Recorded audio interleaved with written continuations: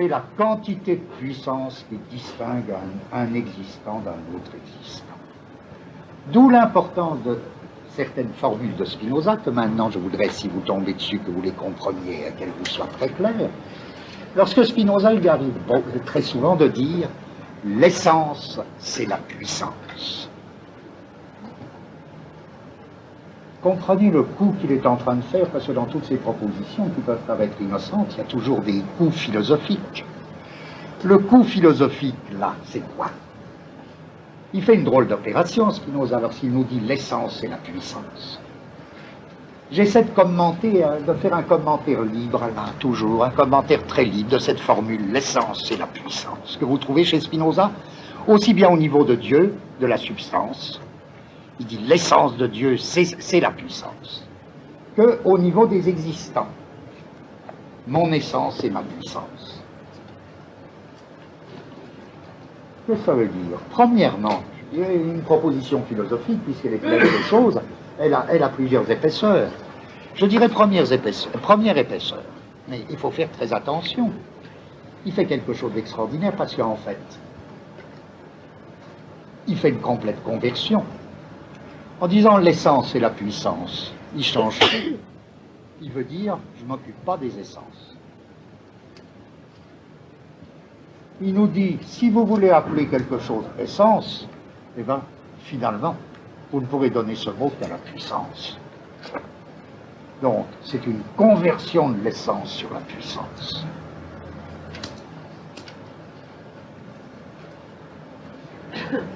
Ça revient à dire qu'il n'y a pas d'essence, il y a des puissances.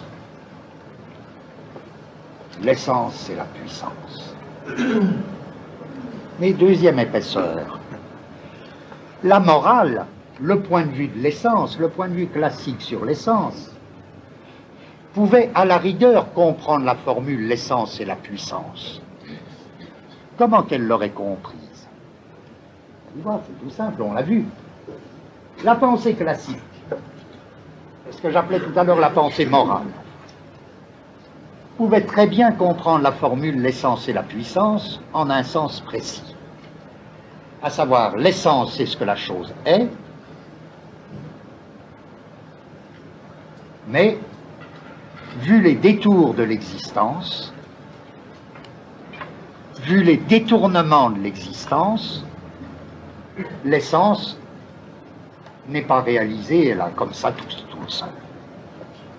Il faut la réaliser dans l'existence. L'essence n'est qu'une idée, ou si vous préférez, l'essence n'est qu'une potentialité, une possibilité.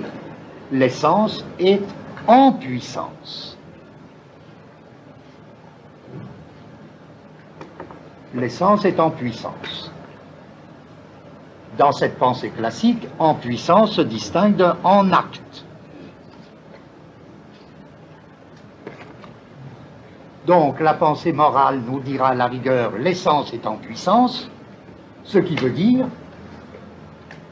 l'essence comme potentialité doit passer en acte, doit être réalisée. Et c'est la morale qui cherche de réaliser l'essence, de la faire passer à l'acte. Vous voyez, ce sera donc, lorsque la pensée classique donne un sens à la formule l'essence et puissance, c'est à condition d'opposer la puissance et l'acte. Elle entend l'essence est en puissance, à nous de l'actualiser. Vous comprenez? Lorsque, au contraire, Spinoza dit l'essence et puissance, qu'est-ce qu'il fait? C'est étonnant ce qu'il fait. Il est entendu que lorsqu'il dit ça, il exclut que la puissance puisse avoir un autre statut que celui d'être en acte. Toute puissance est en acte. Il n'y a de puissance qu'actuelle et en acte.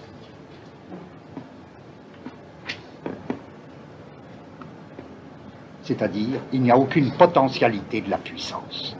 Puissance ne veut pas dire potentiel. Puissance, c'est ce que je peux, et ce que je peux, c'est l'ensemble de ce que je fais et de ce que je subis. C'est l'ensemble de ce que j'agis et de ce que je pâtis. C'est l'ensemble de ce que j'agis et ce dont je pâtis. C'est l'ensemble de mes passions et actions réelles en acte qui constitue ma puissance. Donc toute puissance est en acte.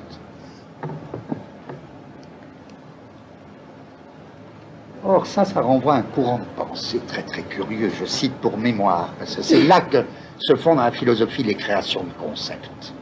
Il y a toute une lignée de penseurs qui avaient essayé de justement dépasser la dualité qu'on trouve chez Aristote entre le en puissance en acte. Et dépasser cette dualité aristotélicienne, sur quoi reposaient toutes les théories de l'essence. Cette dualité entre le en puissance et le en acte, c'était une opération très curieuse. Ça se faisait autour de formules du type « toute puissance est en acte ». Il n'y a pas d'autre puissance qu'en acte. L'acte et la puissance, c'est la même chose. Et pour mieux, c'est là que se pose un problème. Vous comprenez, quand un philosophe travaille dans les concepts comme ça, fait ses tentatives pour réunir des concepts jusque-là distingués, séparer des concepts jusque-là réunis, ou inventer de tout nouveaux concepts, se posent pour lui des problèmes qu'on appelle, mais qui font partie de la philosophie comme art, se posent pour lui des problèmes de terminologie, d'invention de mots. Pour désigner un nouveau concept, tantôt vous prendrez un mot très courant. Ce sera, même là, ce sera les meilleures coquetteries. Seulement ce mot très courant, il prendra implicitement un sens tout à fait nouveau. Tantôt vous prendrez un sens très spécial d'un mot courant. Et vous chargerez ce sens. Et tantôt, il vous faudra un mot nouveau. Pour ça que lorsqu'on reproche à des philosophes de ne pas parler comme tout le monde, ça n'a pas grand... Tantôt, c'est très bien de n'utiliser que des mots courants. Tantôt, il faut marquer le coup, le moment de la création de concepts par un mot insolite. Alors bon...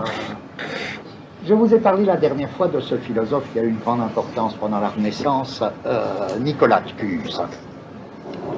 Nicolas de Cuse, il avait créé un mot, une espèce de mot valise. Un mot, il avait contaminé deux mots latins. Pourquoi? Il avait créé, et c'est une bonne création verbale, à ce moment-là on parlait latin, alors, il passait par le latin, il disait, ben oui, l'être des choses, c'est le possest. Pour ceux qui ont fait du latin, ça ne fait rien si vous n'avez pas fait du latin, je vais expliquer. Possest, P-O-2-S-E-S-T. Ça n'existe pas comme mot, c'est un mot inexistant. C'est lui qui le crée, ce mot, le possest. C'est un bien joli mot, hein, c'est un joli mot pour le latin. C'est un affreux barbarisme, c'est affreux ce mot, mais philosophiquement il est beau, c'est une réussite. Quand on crée un mot, il faut qu'il marche, il y a des ratages. Alors, rien n'est fait d'avance. Possest, c'est fait de deux termes en latin. Posse, P-O-2-S-E, posse, qui est l'infinitif du verbe pouvoir. Et est, E-S-T, qui est la troisième personne du verbe être à l'indicatif présent. Il est. Vous voyez, possé, est.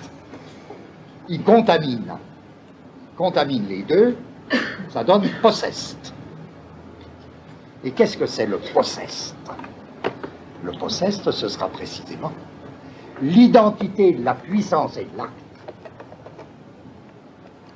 Par quoi je définis quelque chose.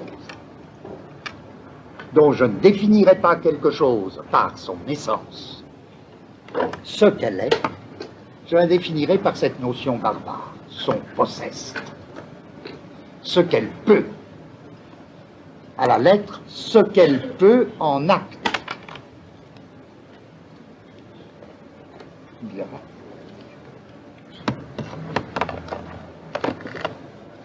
Alors, bien. Qu'est-ce que ça veut dire? Ça veut dire que les choses sont des puissances, et pas seulement qu'elles ont de la puissance. Elles se ramènent à la puissance qu'elles sont,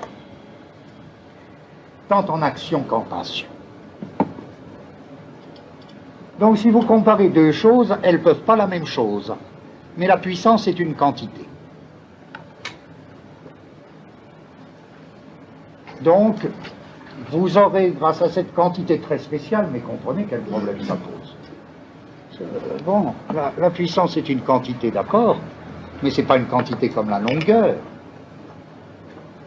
Est-ce que c'est une quantité comme la force? Est-ce que ça veut dire que le plus fort l'emporte? Très douteux. D'abord, il faudrait arriver à définir la quantité qu'on appelle force. Qu'est-ce que c'est que ce type de quantité? Ce n'est pas des quantités comme on en connaît. Ce n'est pas des quantités dont le statut est simple. Hein. Je sais que ce n'est pas des qualités. Ça, je le sais. La puissance, ce n'est pas une qualité. Mais ce n'est pas non plus des quantités dites extensives. Alors même si c'est des quantités intensives, c'est une échelle quantitative très spéciale, une échelle intensive. Ça voudrait dire les choses ont plus ou moins d'intensité, et ce serait ça l'intensité de la chose qui remplacerait son essence, qui définirait la chose en elle-même. Ce serait son intensité. Vous comprenez peut-être le lien avec l'ontologie. Plus une chose est intense, plus précisément c'est ça son rapport à l'être. L'intensité de la chose, c'est son rapport avec l'être. Bon. Est-ce qu'on peut dire tout ça? Ça va nous occuper longtemps. Avant d'en être là, même, je dis, vous voyez, quel contresens on est en train d'éviter. Quoi? Je pense qu'après l'intensité de la chose, il y a simplement le fait que quand il y a la chose, il n'y a pas d'être. Que quoi? Quand il y a la chose, il n'y a pas d'être. Oui, c'est possible. La question, c'est pas ce qu'on croit. Hein. La question, c'est comment on essaie de se débrouiller dans cette espèce de monde, n'est-ce pas, des puissances. Alors, quand j'ai dit intensité, si c'est pas ça, ça fait rien, puisque c'était déjà déterminé, ce type de quantité. C'est pas ça. On en est encore à évaluer en quoi ça peut être important de tenir un discours sur la puissance. Une fois dit que les contresens, de toute manière, qu'on est en train d'éviter, c'est comprendre ça comme si Spinoza nous disait, ou même Nietzsche après, ce que les choses veulent, c'est la puissance. Évidemment, s'il y a quelque chose que la formule, la puissance et l'essence même, ne veut pas dire, s'il y a quelque chose que cette formule ne veut pas dire, c'est, si on traduisait ça en forme de « ah, ce que chacun veut, c'est le pouvoir ». Non, ce que chacun veut, c'est le pouvoir, c'est une formule qui n'a rien à voir, ni de près, ni... C'est une... premièrement, c'est une banalité. Deuxièmement, c'est une chose évidemment fausse. Troisièmement, c'est sûrement pas ce que veut dire Spinoza. C'est pas ce que veut dire Spinoza parce que c'est bête, et que Spinoza ne peut pas dire des choses idiotes. Donc c'est pas tout le monde, des pierres aux hommes, en passant par les animaux, ils veulent de plus en plus de puissance, ils veulent du pouvoir. Non, c'est pas ça. Ça, on le sait, c'est pas ça, puisque ça ne veut pas dire que la puissance soit l'objet de la volonté. Non. Donc, on sait ça au moins, c'est consolant. Mais je voudrais insister pour que vous... encore une fois, je fais appel à votre sentiment d'évaluation des importances dans ce que les philosophes ont à nous dire. Je voudrais essayer justement de développer pourquoi c'est très très important cette histoire, cette conversion, où les choses ne sont plus définies par une essence qualitative, l'homme animal raisonnable, mais sont définies par une puissance quantifiable. Je suis loin encore de savoir, encore une fois, qu'est-ce que c'est que cette puissance quantifiable. Mais j'essaie justement d'y arriver en passant par cette espèce de rêverie sur en quoi c'est important. Pratiquement. Pratiquement, ça change quelque chose. Oui, vous devez déjà sentir que pratiquement, ça change beaucoup de choses.